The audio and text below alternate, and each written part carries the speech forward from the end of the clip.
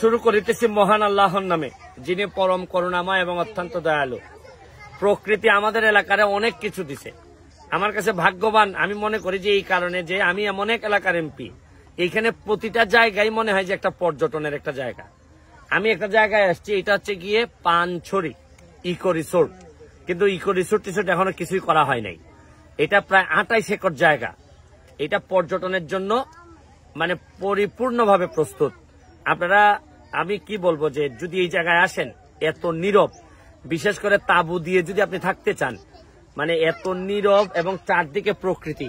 আপনি দেখেন যে প্রকৃতিটার একটু দেখাও ভালো করে। হ্যাঁ দেখাও, এখানে সূর্যাস্তটা দেখাও। হ্যাঁ আস্তে আস্তে দেখাও আর একটু। হ্যাঁ হ্যাঁ আপনারা দেখেন, এই যে এই সাইডটা দেখেন, ওই যে এবং ওই পাশটাতেই কিন্তু আপনি আবার ওই পাশটাতেই দেখেন চা বাগান। চা বাগানের পাশেই এইরকম একটা মনোরম পরিবেশে অনেক প্রতিদিন বিকালে এখানে পর্যটক আসেন। এখনো কিন্তু পর্যটনের কোনো কাজই শুরু হয় নাই, খালি জায়গা পড়ে আছে।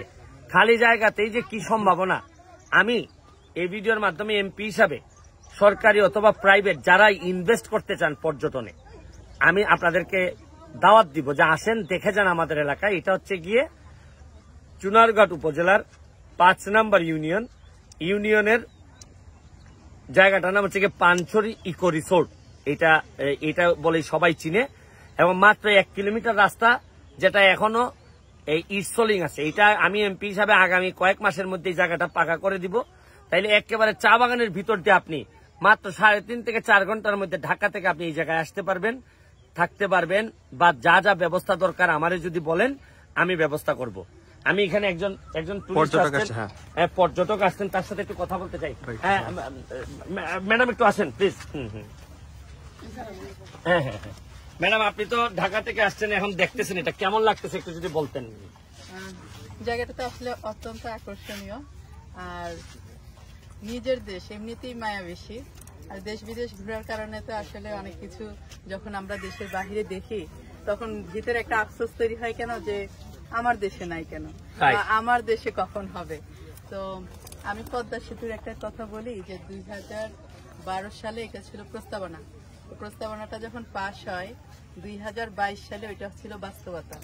তো 12 সালের যেটা ছিল প্রস্তাবনা, 22-এ সেটা ছিল হচ্ছে বাস্তবতা। আপনি যে স্বপ্নটা দেখছেন এই চুনারুঘাট মাধবপুর নিয়ে বা এই এরিয়াতে এসেই যখন বলতেছিলেন যে এখানে অনেকগুলা তাঁবু দিয়ে খুব চমৎকার একটা রিসোর্টের মতো একটা ব্যবস্থাপনা, আসলে তো জায়গাটা অসাধারণ। কিন্তু আমি জানি যে এই যে আপনার স্বপ্ন, তারপর যদি এটা মানে প্রস্তাবনা আকারে পাশ হয়, এটাও একটা সময়ের আবর্তে এটাও বাস্তবতা হবে পদ্মা সেতুর মতোই। কিন্তু আমার আপনাকে একটা কথা বলার, আপনি আপনার আম্মুকে বলবেন সেজন্য আপনার জন্য এই বলে দোয়া করে আপনার জন্য বার্ধক্যজনিত স্বাভাবিক মৃত্যু হয়। না আমি দোয়া চাই, জানি না বার্ধক্যজনিত স্বাভাবিক মৃত্যু এই জন্য আপনাকে দেশের লোকের অনেক দরকার। না আমি জানি না, আমি আসলে এই ভিডিও থেকে বিদায় নেওয়ার আগে আপনাদের সবাইকে দাওয়াত দিয়ে নিচ্ছি যে আমার কাছে মনে হয় আমার যতটুকু সক্ষমতা আছে, প্রতিটা এলাকারই কিছু না কিছু বৈশিষ্ট্য থাকে, এই কারণে এলাকাটার অনেক দূর নিয়ে যাওয়া যায়।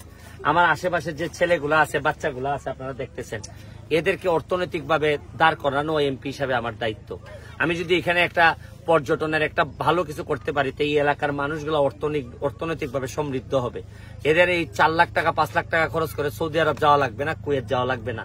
নিজের দেশে বসেই আপনারা জানেন যে আমার এলাকায় ফেসবুক ব্যবহার করে এখন হাজার হাজার ডলার আমাদের ছেলে মেয়েরা ইনকাম করতেছে। ভাই আমরা কি ছোট্ট একটা আইকিউ টেস্ট করবো যে এইখানে পর্যটন নগরী হলে কিভাবে এইখানকার অধিবাসীরা আর্থিকভাবে বেনিফিটেড হবে, ওনাদেরকে এই বিষয়ে কোনো ধারণা আছে কিনা? না এখনো পুরোপুরি আসলে এই এলাকার মানুষ এখনো বুঝে উঠতে পারে নাই, অল্প অল্প করে বুঝে উঠতে পারবে। দেখেন কক্সবাজার শুধু সমুদ্র থাকার কারণে এই এলাকার মানুষ অর্থনৈতিকভাবে অনেক উপরে চলে গেছে। এইটা একটা স্বাভাবিক। এখানেও যদি আপনি পর্যটক নিয়ে আসতে পারি, দেখবেন এই এলাকার মানুষের ভাগ্য বদলাই দিতে পারবো। আমি জন্মের পরে আমার যে এলাকাটা পাইছিলাম, অথবা এমপি হিসাবে শপথ নেওয়ার সময় যে এলাকা পাইছিলাম, আমি মৃত্যুর আগে এর চেয়ে ভালো একটা এলাকা রেখে যেতে চাই। শুধু এলাকা না, আমার চেয়ে আরো যোগ্যতা সম্পন্ন মানুষ আমি এলাকায় রেখে যেতে চাই। তাতে আমার মৃত্যু অনেক বেশি শান্তিপূর্ণ হবে, সার্থক হবে। আজকের মতো বিদায় নিচ্ছি পানছড়ি থেকে, পানছড়ি ইকো রিসোর্টের জায়গা থেকে। ভালো থাকবেন, সুস্থ থাকবেন।